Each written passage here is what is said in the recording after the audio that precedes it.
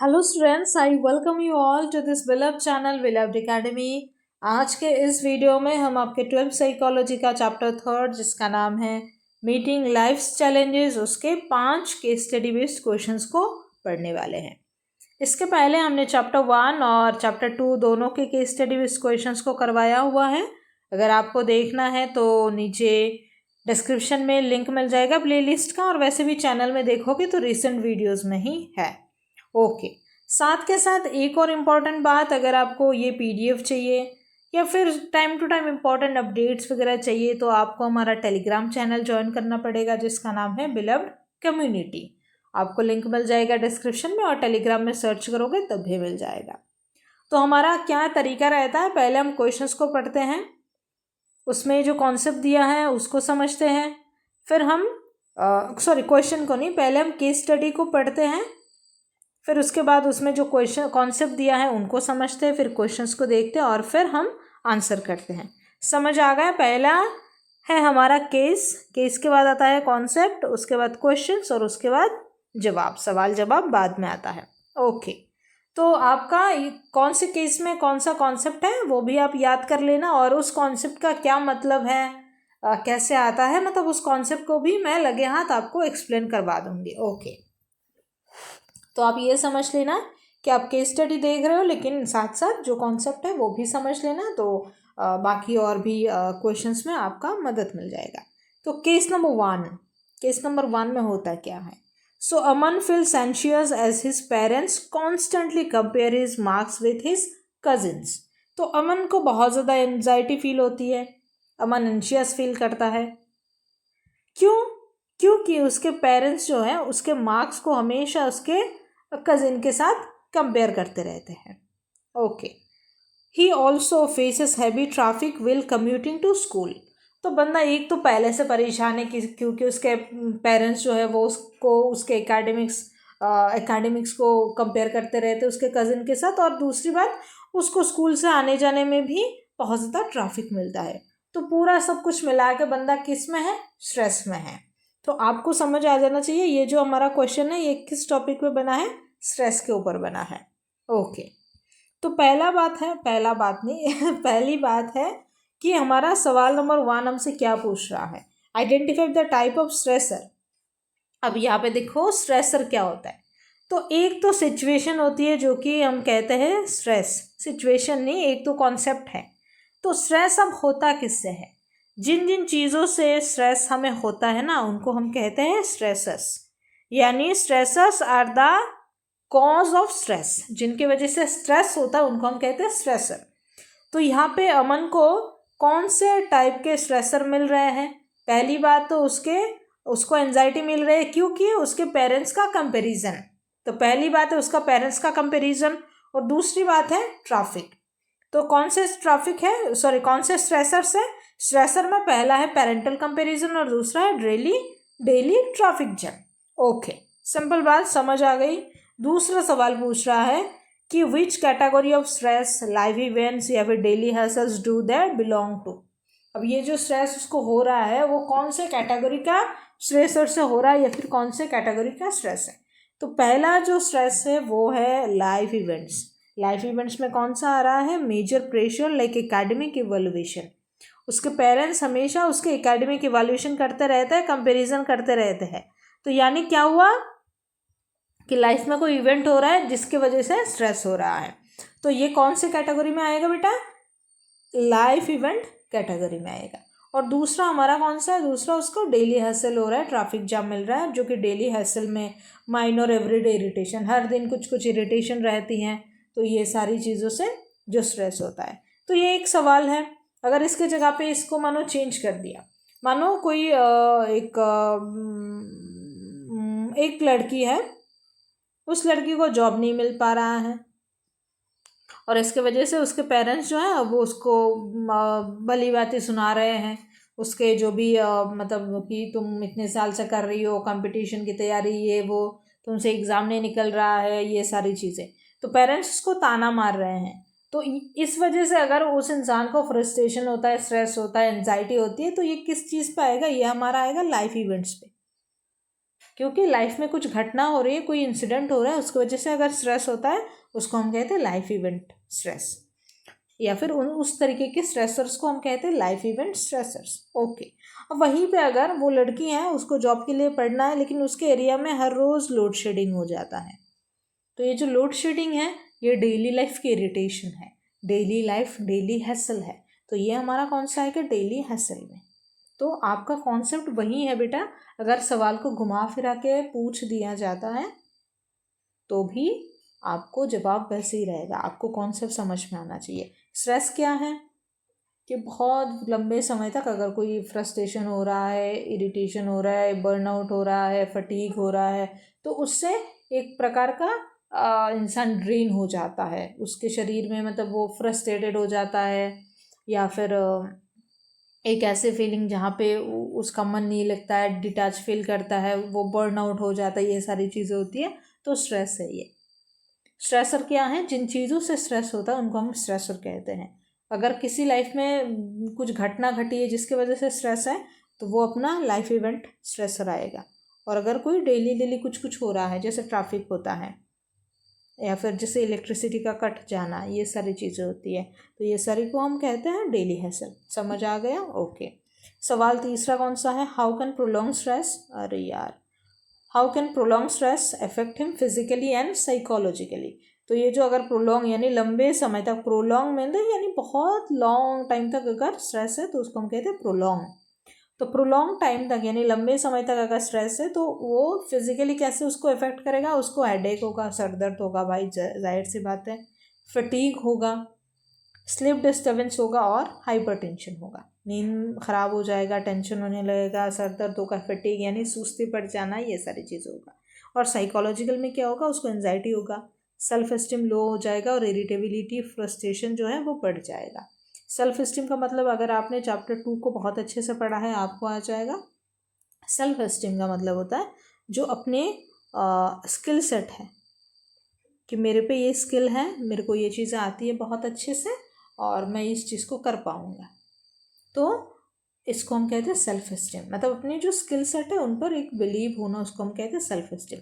तो अगर हमेशा किसी के साथ कंपैरिजन में रहेगा, उसके अच्छे आ रहे तुम्हारे नहीं आ रहे, तो वो सेल्फ एस्टीम भी ख़त्म हो जाएगा, क्योंकि उसको लगेगा शायद मेरे में कोई स्किल नहीं है तभी तो उसके अच्छा आ रहा है, मेरे नहीं आ रहा है। ओके, तो आपका पहला अपना जो टॉपिक है वो हो गया स्ट्रेस और स्ट्रेसर्स। आप ज़रूरी से स्ट्रेसर्स कहो इसको। ओके, समझ आ गया। अपना केस स्टडी 2 देखते हैं, पैसेज में क्या है। So before sports competition Radha feels her heart race. हर बार कंपटीशन के पहले राधा को अपनी हार्ट रेट उसको महसूस होता है। यहाँ पे हार्ट रेट कर देना। ओके, हार्ट रेट को वो महसूस करती है और वो बहुत तेज़ी से होता है। Okay, during training she works harder to adapt. और ट्रेनिंग के दौरान इस हार्ट रेट को बहुत ज़्यादा जो होती है वो कोशिश करती है कि इसके साथ वो अडप्ट कर ले, इसके साथ वो यूज टू हो जाए। Okay, after weeks of exhaustion she feels completely drain.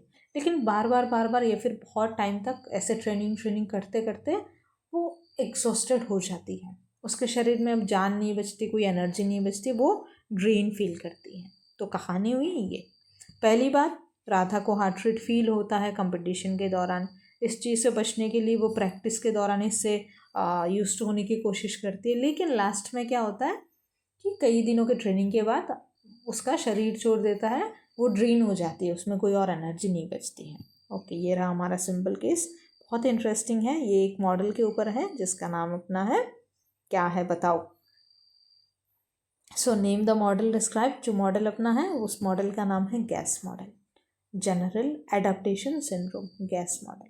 तो इसको याद रखो, नाम है इसका गैस, 3 शब्द से बना है और इसमें स्टेजेस भी 3 स्टेजेस होते हैं। तो 3 शब्द से बना है, 3 स्टेज हैं। और यहाँ पे देखो स्टेज 1 में हम क्या करते हैं, हमको अच्छा इसको मैं डिस्क्राइब करती हूँ। नेक्स्ट क्वेश्चन में मेंशन इज 3 स्टेज। तो वहाँ पे हमने 3 स्टेज देखा कि पहली बार राधा को हार्ट रेट महसूस होता है, दूसरी बार वो इससे यूज्ड होने की कोशिश करती है और तीसरे में वो ड्रेन हो जाती है। तो कौन से 3 स्टेज हुए बेटा? सबसे पहला जो अपना स्टेज है ना वो क्या है, अलार्म स्टेज। इसको हम कहते हैं अलार्म रिएक्शन, अलार्मिक रिएक्शन या फिर हम अलार्म स्टेज कहते हैं। 3 स्टेज है बेसिकली, अलार्म स्टेज कहते हैं इसको। तो अलार्म स्टेज में क्या होता है कि बॉडी जो है वो सिग्नल देती है कि ये मेरे साथ ये हो रहा है, मेरे को बचाओ बचाओ, मेरे साथ ये हो रहा है, मेरा हार्ट रेट बढ़ रहा है, तो ऐसे करके बताता है। तो इस पर जनरल एडाप्टेशन सिंड्रोम, और दूसरा इसका रेजिस्टेंस जो स्टेज है, सेकेंड स्टेज, उस पर बॉडी अडाप्ट करने की कोशिश करती है। तो नाम में अडाप्टेशन है, बॉडी अडाप्ट करने की कोशिश करती है, तो इसको याद रखना, ये सिंपल बात है। गैस 3 शब्द से बना है, स्टेज 3 है, और 3 स्टेज में पहला स्टेज है अलार्मिक स्टेज, दूसरा है रेजिस्टेंट, तीसरा है एग्जॉस्शन। ओके, तो याद रखना। अब हम इस 3 स्टेज को थोड़ा मैं एक्सप्लेन कर देती हूँ, मैंने मिक्सअप कर दिया। ओके, तो अलार्म स्टेज में मैंने बोला कि बॉडी जो है अपनी सिग्नल देती है, रिस्पॉन्स करती है। पहला रिस्पॉन्स फाइट और फ्लाइट के मोड में रहती है। दूसरे स्टेज को हम कहते हैं रेजिस्टेंस स्टेज, जिसमें क्या होता है कि बॉडी जो है अडाप्ट करने की कोशिश करती है, कोप करने की कोशिश करती है कि मेरे साथ ये प्रॉब्लम आया है मेरे बॉडी में। पहली बात तो वो सिग्नल देता है, चिल्लाता है टंग टंग टंग टंग, मेरे को बचाओ बचाओ बचाओ। दूसरे में कहता है चलो ठीक है, मैं थोड़ा बहुत काम अपने अंदर करती हूँ और इस चीज़ को जो मेरे ऊपर आ रहा है इसको मैं अडॉप्ट करने की कोशिश करती हूँ। ओके, सिंपल बात।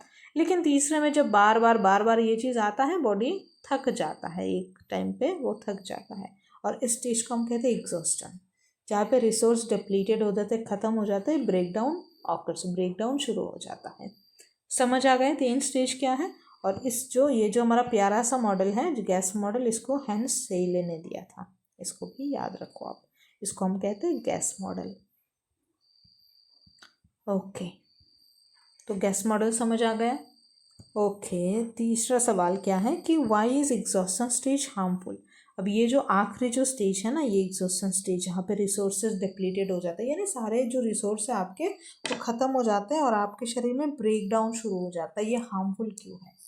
तो जब हमारे बॉडी में कोई एनर्जी नहीं बचती है, हमारा शरीर छोड़ देता है, ऐसा लगता है शरीर में जान नहीं है, तब हम क्या होते हैं, हम vulnerable to illness and burnout, तब हमें बीमार पड़ने की, हम वल्नरेबल टू इलनेस हो जाते हैं, यानी हमारे में बीमार पड़ने की चांसेस ज़्यादा होती है। क्यों? क्योंकि बॉडी पूरी वीक हो जाती है, तो हमारा जो इम्यूनिटी है, जो इम्यूनिटी पावर है, जो इम्यूनिटी सिस्टम है, वो वीक पड़ जाता है, इसलिए हम बीमार पड़ने के बहुत कगार पे हो जाते हैं। तो इसलिए ये जो स्टेज है, ये क्या है, थोड़ी सी डेंजरस है। ओके, चौथा सवाल, suggest one coping mechanism for Radha. अब ये सारी तो कहानी राधा के साथ हो रही है, लेकिन अब हमारी राधा जी जो है वो इन चीज़ों से कोप कैसे करेगी, अब वो बताओ। तो कोपिंग स्ट्रेटेजी में बैलेंस ट्रेनिंग कर सकती है, यानी थोड़ा ट्रेनिंग करो, फिर रेस्ट करो, रेस्ट में अपने बॉडी को रिकवर होने के वक्त दो, और फिर जाके फिर से आप ट्रेनिंग करो। ओके, तो जो लोग आप में से जितने भी लोग हैं जिम वगैरह करते होंगे, तो आपको पता है ये सारी चीज़ें कि ट्रेनिंग करने पर बॉडी में रिकवर होने का वक्त देना चाहिए, रेस्ट करना चाहिए, और फिर जाके ट्रेनिंग करना चाहिए, सेट पे करनी चाहिए। ओके, और दूसरी बात है कि अगर बहुत ज़्यादा स्ट्रेस हो रहा है जिसकी वजह से उसके बॉडी में ऐसे सिचुएशन हो रहा है, ऐसे रिस्पॉन्स आ रहे हैं, तो उसको अपने स्ट्रेस को मैनेज करना आना चाहिए। तो ओके, ये हो गई 2 बात। लेकिन अब देखो, इस सवाल में एक और चीज़ आप जान सकते हो, स्ट्रेस मैनेज करने की जितनी भी टेक्निक्स है आप उनको समझो। पहली बात हमारी डीप ब्रीदिंग हो गए, दूसरी बात रिलैक्सेशन, तीसरी है प्रॉपर रेस्ट। तो अगर चलो ये सारी चीज़ें चलो छोड़ दो, एक और अलग से कहीं से सिलेबस से आ गया, मतलब सिलेबस से ही इसको छोड़ के अगर आया कि स्ट्रेस को मैनेज कैसे करते हैं, स्ट्रेस कैसे मैनेज करें, कुछ टेक्निक बताओ, तो आपने बताना है ब्रीदिंग, रिलैक्सेशन और रेस्ट। तो आपको इस एक सवाल के अंदर दूसरा एक और सवाल मिल गया। ओके, अब है हमारा केस स्टडी नंबर 3 में, अरे यहाँ पे तो मेरा नाम लिखा हुआ है आधा आधा। Okay, so Priya has a fear of public speaking. Okay, Priya को पब्लिक स्पीकिंग का डर है। She practises her speech daily, वो हर रोज़ अपनी स्पीच को प्रैक्टिस करती, and also meditates to calm her anxiety. वो हर रोज़ अपनी स्पीच को प्रैक्टिस करती हैं और अपनी एनजाइटी को काम डाउन करने के लिए मेडिटेशन भी करती हैं। ओके, तो ये हुआ सवाल कि प्रिया को पब्लिक स्पीकिंग का डर है, इससे टैकल करने के लिए वो क्या करती है, प्रैक्टिस करती है हर रोज़, और साथ के साथ वो अपनी एंजाइटी को कम करने के लिए मेडिटेट भी करती है। कम नहीं, कम भी करो, काम डाउन भी कह सकते हो। ओके, अब यहाँ पे सवाल क्या है? सवाल है identify the 2 coping strategies Priya is using. अब प्रिया जो 2 कोपिंग स्ट्रेटेजीज यूज़ कर रही है अपने डर का सामना करने के लिए, आप वो बताओ वो क्या है। तो सबसे पहले प्रिया क्या कर रही है? Practising speech to directly solve the problem. वो डायरेक्टली प्रॉब्लम को सॉल्व करने के लिए, डर को भगाने के लिए हर रोज़ प्रैक्टिस कर रही है। तो इसमें वो क्या कर रही है? जो प्रॉब्लम उसको है उसको वो टैकल करने के लिए problem focused coping mechanism use कर रही है। जहाँ पे जो सीधा प्रॉब्लम है कि डर है, उस डर को कहीं भगाना है, इसलिए वो हर रोज़ प्रैक्टिस कर रही है। और दूसरा कोपिंग स्ट्रेटेजी वो क्या कर रही है? ध्यान देना, मेडिटेशन कर रही है। किस चीज़ के लिए? एंजाइटी को मैनेज करने के लिए। तो ये जो एंजाइटी है वो इमोशन फोकस्ड कोपिंग हो गए। तो यहाँ पे प्रिया क्या कर रही है? हमारी 2 तरीके की कोपिंग स्ट्रेटेजीज को यूज़ कर रही है। पहला है प्रॉब्लम, यानी जो प्रॉब्लम है, प्रॉब्लम जो है सीधा उस प्रॉब्लम को ये टैकल कर रहे हैं और उसको उखाड़ के फेंकने की कोशिश कर रही है। और तीसरा नहीं, दूसरे में उस प्रॉब्लम से जुड़े जो इमोशंस उसको महसूस हो रहे हैं उसको ठीक करने के लिए, उसको चेंज करने के लिए वो एक emotion focused coping mechanism use कर रही है। समझ आ गया? तो यहाँ पे कॉन्सेप्ट हमारा कौन सा हुआ? कोपिंग मैकेनिज्म से फिर कोपिंग स्ट्रेटेजीज। अगर आपको तो एक सिंपल बात है, जैसे मानो मेरे बहुत लंबे बाल हैं, लॉन्ग हेयर, ओके। अब कुछ लोगों को लंबे बाल अच्छे लगते, कुछ को नहीं अच्छे लगते, तो मानो मुझे नहीं अच्छे लगते। तो यहाँ पे जो प्रॉब्लम हुआ वो हुआ मेरे लंबे बाल, मेरे लॉन्ग हेयर्स प्रॉब्लम है। तो यहाँ पे अगर मैं इन 2 कोपिंग स्ट्रेटेजीज़ को यूज़ करूँ तो प्रॉब्लम में मैं क्या कर सकती हूँ? मैंने एक कैंची लिया या फिर मैं पार्लर गई, सैलून गई और मैंने बाल को काट दिया और अपने आप को शॉर्ट हेयर में कर लिया, मतलब अपने बालों को काट के बाल छोटा कर लिया, शॉर्ट हेयर कर लिया। तो यहाँ पे जो प्रॉब्लम है उस प्रॉब्लम को मैंने सीधा पकड़ा और उसको उखाड़ के फेंक दिया। ओके, सिंपल बात, बहुत सुंदर बात। लेकिन दूसरी जगह पे मैंने क्या किया कि लंबे बाल से मुझे अच्छे नहीं लगते, तो इसलिए मैं, जो मुझे ये अच्छा लगना, ये मेरा एक इमोशन है। अब उस अच्छा लगना को चेंज करने के लिए मैं कुछ ऐसे हेयर स्टाइल कर सकती हूँ जो लंबे बालों पे अच्छे लगते हैं, कुछ ऐसे कपड़े पहन सकती हूँ जैसे सूट वगैरह अच्छा वाला कुछ डाल सकती हूँ, या फिर नॉर्मली स्पेसिफिकली सूट नहीं, कुछ भी मैं ऐसा कपड़ा डाल सकती हूँ जिससे मुझे लंबे बालों में अच्छे लगे। तो थोड़े टाइम के लिए मैं कुछ ऐसे ही कोप कर सकती हूँ जिनसे मेरे वो इमोशंस जो है अच्छा ना लगना वो चेंज हो पाए। तो ये कोपिंग स्ट्रेटेजी मेरा होगा। कैसा होगा बताओ? इमोशन फोकस्ड होगा, कि उस इमोशन के ऊपर फोकस करके उससे कोप करने की कोशिश कर रही हो। और दूसरे में बाल को पकड़ा, सीधा काट दिया, प्रॉब्लम को उखाड़ दिया, तो प्रॉब्लम फोकस्ड कोपिंग हो जाएगा। तो आपको कॉन्सेप्ट समझ में आना चाहिए, है ना। मेरा आपसे टारगेट, आपके लोगों के लिए टारगेट यही है कि आप कॉन्सेप्ट को अच्छे से समझो। सवाल तो ये है, कल दूसरा आ जाएगा, परसों तीसरा आ जाएगा, कुछ भी आ जाए, कॉन्सेप्ट अगर आता है ना तो कोई नहीं वो कर सकता, मतलब कोई आपको आंसर करने से रोक नहीं सकता। टिक टिक टिक। दूसरा सवाल हमसे पूछना है कि differentiate between problem focused and emotion focused.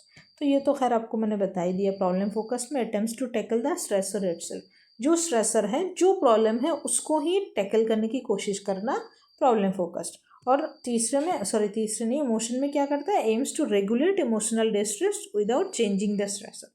तो इस इमोशन फोकस में हम जो स्ट्रेसर है उसको चेंज नहीं करते, बल्कि कुछ ऐसे चीज़ें करने की कोशिश करते हैं जिससे उस प्रॉब्लम के साथ जुड़ी हुई हमारी जो इमोशंस है वो चेंज हो जाए।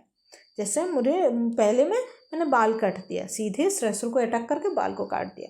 दूसरे में बाल वही के वही है, मैंने कुछ और करने की कोशिश की जिससे वो बाल मेरे पे अच्छे लगे और मैं थोड़ी बहुत अच्छा फील करूँ, इमोशन अच्छा हो। ओके, फिर हमारा तीसरा सवाल क्या है? Which coping strategy is more effective for long term adjustment. तो अगर हमने चूज़ करना है इन दोनों में से किसी एक कोपिंग स्ट्रेटेजी को जो कि लॉन्ग टर्म के लिए अच्छा रहेगा, वो क्या है? वो अपना होगा प्रॉब्लम फोकस्ड। जो प्रॉब्लम है उस प्रॉब्लम को अगर उखाड़ के फेंक देंगे तो हमारा प्रॉब्लम जो है हमेशा हमेशा के लिए ख़त्म हो जाएगा। तो ये लॉन्ग टर्म के लिए ज़्यादा सही रहेगा, क्योंकि इमोशंस का क्या है, देखो, इमोशंस का मतलब इमोशंस बहुत फ्लक्चुएट करते हैं। फ्लक्चुएट का मतलब वेरी करते हैं, बदलते रहते हैं। तो जो चीज़ बदलता रहता है उसको आप आज कुछ करके बदलो, कल फिर से वापस आ जाएगा। लेकिन जो प्रॉब्लम है उस प्रॉब्लम को आप उठाओ, फेंक दो तो ठीक हो जाता है। बल्कि दो बोथ आर इम्पॉर्टेंट टुगेदर, लेकिन साथ में दोनों ही इम्पॉर्टेंट है। कई बार जो अपना प्रॉब्लम होता है हम उसको सीधा सीधा टैकल नहीं कर सकते, तो वहाँ पे हमें इमोशन फोकस पे ध्यान देना होता है। तो दोनों ही हालांकि इम्पॉर्टेंट है, लेकिन लॉन्ग टर्म के लिए अगर आप देखो जो ज़्यादा फायदेमंद है वो है प्रॉब्लम को फेंकने में ही उखाड़ के। ओके, फिर अपना चौथा क्या है? चौथा रोहित यंग डॉक्टर। अच्छा ठीक है, डॉक्टर साहब के बारे में है, कुछ हैं देखते हैं। सो डॉक्टर साहब जो है उनका नाम है रोहित, यंग डॉक्टर है। ओके, अच्छी बात है। Works long hours in the hospital. Doctor की लाइफ हैक्टिक तो होती है और अपने डॉक्टर साहब भी फंस गए हैं उधर। ही ऑफन फील एग्जॉस्टेड। तो देखना क्या फील करते हैं डॉक्टर साहब? Exhausted, irritable and detach from patients.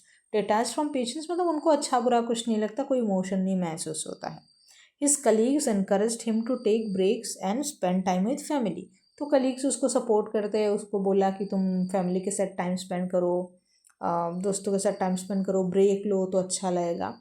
Which helps him recover partially. और इन चीज़ों से वो पार्शियली यानी थोड़ा बहुत ठीक भी हो जाता है। अगर ये पूरा प्रॉब्लम है तो मानो थोड़ा सा ठीक हो जाता है। ओके, तो ये अपना केस है। पहला क्या है सवाल? Identify the condition Rohit is experiencing. अब जो कंडीशन है डॉक्टर साहब फेस कर रहे हैं वो क्या है? कि उसको एग्जॉस्टिंग महसूस हो रहा है, बहुत इरिटेटेड हो रहा है, कुछ फील नहीं हो रहा है, जो काम है जो पेशेंट्स है उनसे डिटैच्ड महसूस कर रहे हैं। तो इस सिचुएशन में उनको बहुत ज़्यादा स्ट्रेस हो रही है और उसकी वजह से वो क्या महसूस कर रहे हैं? बर्नआउट महसूस कर रहे हैं। बर्नआउट यानी physical, emotional and mental exhaustion due to chronic stress. Chronic मतलब लॉन्ग टाइम तक जो स्ट्रेस है उसको हम कहते हैं। Okay, list two symptoms of this passage from this passage. तो इस पैसेज में 2 सिम्टम्स लिखा है, वो बताओ 2 क्या अपने में? तो 3 लिखा है कि एग्जॉस्शन, इरिटेशन और डिटैचमेंट। तो 2 हो गए। फिर तीसरा, which type of coping resource help Rohit. तो रोहित को कौन सा कोपिंग रिसोर्स, कोपिंग स्ट्रेटेजी उसको हेल्प किया? तो social support from colleagues and family. उसके जो कलीग्स है, जो फैमिली है वो उनको सपोर्ट कर रहे हैं, तो इस वजह से उसका कोपिंग हो गया इन प्रॉब्लम के साथ। Suggest four more organisational intervention to change this. तो ऑर्गेनाइजेशनल इंटरवेंशन का मतलब आपका ऐसा होगा कि ऑर्गेनाइजेशन में हम कौन सी ऐसी इंटरवेंशन कर सकते हैं, चेंजेस कर सकते हैं जिससे कि ये जो प्रॉब्लम है वो सॉल्व हो सके थोड़ा बहुत। तो introduce work life balance policies. हम वर्क लाइफ बैलेंस को इंट्रोड्यूस कर सकते हैं।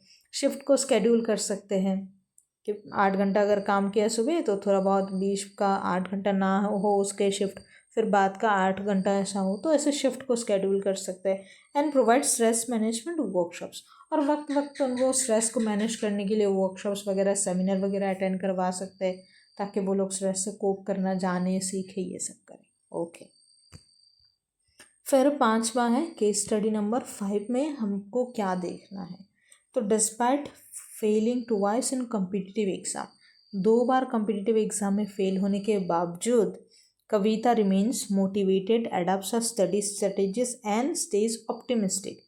तो कविता मोटिवेटेड रहती है, बहुत बढ़िया लड़की है कविता। उसकी जो स्टडी मेथड्स है, जो स्ट्रेटजीज है वो उनको वो अडॉप्ट करती है और साथ में वो ऑप्टिमिस्टिक रहती है, यानी पॉजिटिव माइंडसेट रखती है, होपफुल रहती है।